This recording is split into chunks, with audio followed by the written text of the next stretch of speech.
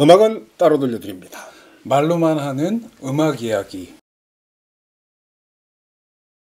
지난 시간 마지막으로 같이 이야기했던 게 이제 1947년도의 빅밴드 음악이었죠. 우디 허먼 오케스트라의 Four Brothers.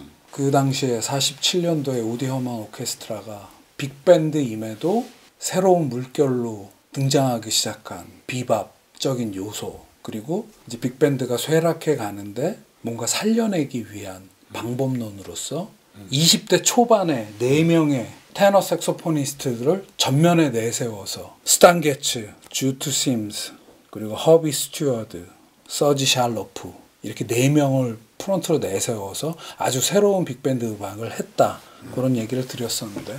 47년도였잖아요. 정확히 10년 후에 57년에는 이들이 다시 한번 모여갖고 이 Four Brothers를 다시 한번 연주를 한 음악이 있어요. The Four Brothers Together Again이라는 앨범인데, 57년도에 허비 스튜어드는 빠지고 그 자리를 그 우디 허먼 오케스트라에 가담을 했던 알콘, 제가 자주 소개했던, 주트 심스와 묶어서도 소개했던 요 알콘이 들어와서 한 게 있는데, 그것도 한번 검색해서 한번 들어보시면 좋을 것 같고요. 제 개인적인 것 같은데, 저는 이게 테너 색소폰 혹은 알토 색소폰, 이 색소폰이라는 악기의 음색을 되게 좋아하는데, 여러 색소포니스트들이 모여서 같이 연주한 것들을, 그런 그들의 즉흥 연주 듣는 걸 굉장히 좋아하는데, 또 4명의 색소포니스트들이 모여서 앨범을 낸 게 있어서, 이런 한 번째 꼬꼬무는 행크 모블리, 알콘, 그리고 존 콜트레인, 그리고 주트 심스가 협업을 해서 낸 앨범인데요. 테너 콘클레이브라는 앨범이고요. 1956년도에 녹음을 한 앨범인데,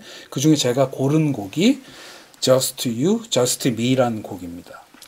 정말 고장들 4명입니다. 네. 정말 고장들 4명. 그 당시에 아마 가장 왕성히 활동하던 테너 색소포니스트들이 한데 모여서 이 프레스티지 레이블에서 밥 와인스탁의 프로듀싱 아래 모인 건데, 누가 리더다가 없이 나중에 리이슈 될 때는 이제 존 콜트레인이 너무 잘 나가니까 존 콜트레인의 이름으로 이 앨범이 다시 리이슈 되기도 하는데, 발매 당시에 56년도에는 그러니까 프레스티지라는 레이블의 올스타들이 모인 그런 앨범으로 해서, 행크 모블리가 제일 앞에 이름이 있긴 한데, 56년도에 이들이 가장 잘 나가던 시절에 이 테너 색소포니스트 4명의 같이 어우러짐도 좋지만 각자 뽐내는 그런 테너 색소폰의 즉흥 연주를 들을 수 있는 앨범인데요. 재즈라는 음악에서 테너 색소폰이라는 대표 악기의 매력을 충분히 느낄 수 있는 그런 앨범이라는 생각이 들고요. 앨범 제목이 테너 콘클레이브, 콘클라베라고 우리가 보통 이야기를 하죠. 추기경들이 모여서 교황을 뽑는 회의를 콘클라베라고 하잖아요.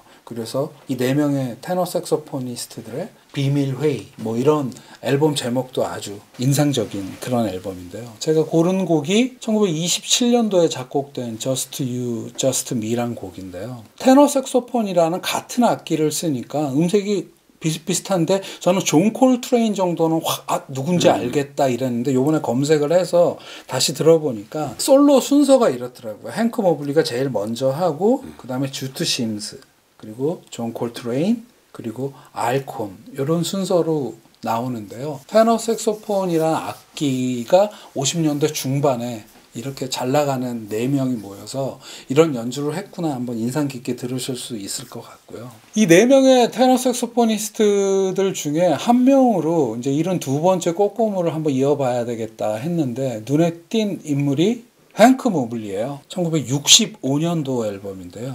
디핑이라는 앨범이고요. 그 앨범 중에서 레카도 보사노바라는 곡입니다. 저는 이번에 처음 들어봤어요. 네. 한 2주 전에 제가 이제 강릉 가족 여행을 갔다가 혼자서 한 강릉 그 해안도로를 이렇게 좀 걸었는데, 이어폰 끼고 이렇게 걷는데 랜덤으로 폰 속에서 이제 재즈 곡들이 플레이가 되는데, 이 레카도 보사노바란 곡이 딱 나오는데 옆에 바닷가가 있고, 그러니까 소나무들이 쫙 있는데 아주 잘 어울리더라고요. 그래서 사실 아직 봄이 완벽히 오지 않아서 약간 추운 듯한데 그 추운 바다랑 이 보사노바가 안 어울리는 듯 어울려서 행크 모블리가 더 생각난지 모르겠는데 행크 모블리 버전의 아주 사랑스러운 라틴 리듬에 제목이 보사노바라고 붙여 있기는 한데 보사노바는 보통 리듬이 좀 많이 빠지는데 이 곡은 아주 리듬이 신나서 약간 삼바에 가까운 그런 음악이 아닌가 하는 생각이 드는데 이 곡이 이제 65년 앨범인데 한 1961년도 즈음부터 미국 재즈판에 이상한 바람이 불죠. 브라질에서 건너온 보사노바라는 장르가 스물스물 퍼지기 시작하더니 64년도에 발매된 걸 프롬 이파니마가 있는 앨범이죠. 게츠 앤 질베르토라고 하는 그 게츠 질베르토 앨범으로 보사노바가 폭발을 해갖고 요즘 뭐 케이팝이 BTS가 미국에서 난리가 몇 년 전에 났듯이 그 당시 이제 외국 음악이 들어와서 약간 정체되어 있던 재즈 씬에 이렇게 약간 활력소가 됐달까? 그러니까 한번 폭발한 적이 있었는데 65년도에 행크 모블리가 본인의 앨범을 블루노트에서 녹음을 하면서 아 나도 한 곡 해야 되는 거 아닌가 했던 것 같아요. 그래서 이 레카도 보사노바라는 이름으로 이 곡을 연주를 하는데요. 유독 과소평가된 색소포니스트라고 많이들 평론가들이 얘기를 해요. 그의 말년이 폐가 안 좋아져서 연주 생활을 못하고 말년이 좀 안 좋았던 연주자이긴 하나 50년대 중반부터 60년대 쭉 블루노트라는 레이블에서 수십 장의 앨범을 낼 정도로 아주 잘 나가는 테너 색소포니스트였는데요. 레오나드 페더라는 평론가가 행크 모블리 별명을 지었죠. 테너 색소폰의 미들급 챔피언이다. 이 하드밥이라는 장르에서 테너 색소폰이라는 악기를 연주하는데 그 위도 아래도 아닌 그 미들급 챔피언이라는 말이 참 공감이 가는데 어떤 그 중용의 가장 기본이 되는 하드밥의 테너 색소폰 연주를 하지 않았나 하는 생각을 하게 되는데요. 오늘 고른 곡 레카도 보사노바는 라틴 음악을 하는데 처음에는 잘 들어오지 않았었어요. 개인적인 취향으로 라틴 쪽은 재즈에서 조금 이렇게 제껴놓고 있었는데 이 연주만큼은 굉장히 맛깔나달까? 아, 행크 모블리가 이런 연주도 굉장히 잘하는구나 하는 생각을 하면서 들었었는데 레카도 보사노바는 행크 모블리가 제목을 보사노바를 붙인 거고요. 그 당시 유행이 그래서 그런지 모르는 레카도라는 원곡인데요. 브라질 작곡가 잘마 페레이라라고 하는 작곡가가 59년에 작곡을 했던데 마이사라는 여가수가 보컬곡으로 처음 발표를 했더라고요. 근데 그거 들어보니까 약간 비장미가 있어요. 보사노바 오리지널이. 예, 오리지널이. 근데 그거를 싹 걷어내고 굉장히 신나는 약간 삼바 리듬에 아주 신나는 그 뭐 함께하는 연주자들이 워낙 쟁쟁하니까 그 테너 색소폰은 당연히 행크 모블리가 하고 있고 리 모건의 트럼펫도 아주 인상적이고 그리고 도입부부터 피아노가 굉장히 큰 역할을 하는데 피아니스트가 헤럴드 메이본 주니어라고 아주 훌륭한 연주를 하고 있어서 신나게 들었는데 보사노바에 대해서 한번 또 생각을 하게 되더라고요. 그래서 나무 위키를 켜갖고 보사노바에 대해서 다시 한번 이렇게 리마인드를 해봤는데 보사노바가 이제 브라질에서 태동된 퓨전 장르인데 뭐와 뭐의 퓨전이냐. 브라질 음악인 삼바와 미국에서 건너온 재즈가 결합해서 브라질에서 50년대 중반부터 후반에 태동된 그런 퓨전 장르라고 할 수 있겠고 보사노바라는 단어의 의미는 새로운 물결. 그래서 이게 보사노바가 남미에서는 운동권 음악의 상징이라고 그러더라고요. 네. 50년대 중반 후반부터 생겨난 이 새로운 장르, 영어로 뉴 웨이브라고 할 수 있는 이 보사노바가 미국에 건너오면서 한 명의 뮤지션을 약간 주춤하던 뮤지션을 확 살려냈죠. 스탄 게츠와 주앙 질베르토라고도 하고 주앙 지우베르토라고 하는 게 정확한 발음이라고 하는데 왠지 질베르토가 영어 발음으로는 그냥 질베르토. 그 함께 했던 앨범 게츠 질베르토 앨범 63년 녹음 64년 앨범을 통해서 스탄 게츠가 난데없는 보사노바로 대히트를 터뜨리면서 전 세계에서 가장 성공한 앨범인 게츠 질베르토 앨범을 내기도 하고요. 보사노바의 가장 초기의 중요한 뮤지션은 이 주앙 질베르토와 그리고 또 한 명의 뮤지션이 있죠. 안토니오 카를로스 조빔. 피아니스트이면서 뭐 기타도 연주하지만 작곡가로서 수많은 보사노바의 명곡들을 작곡한 분인데요. 안토니오 카를로스 조빔이 작곡한 곡을 주앙 질베르토가 부르고 연주한 주앙 지우베르트라는 앨범인데요. 1961년 앨범이에요. 브라질에서 나온 앨범인데요. 에스테세우 올야라는 곡입니다.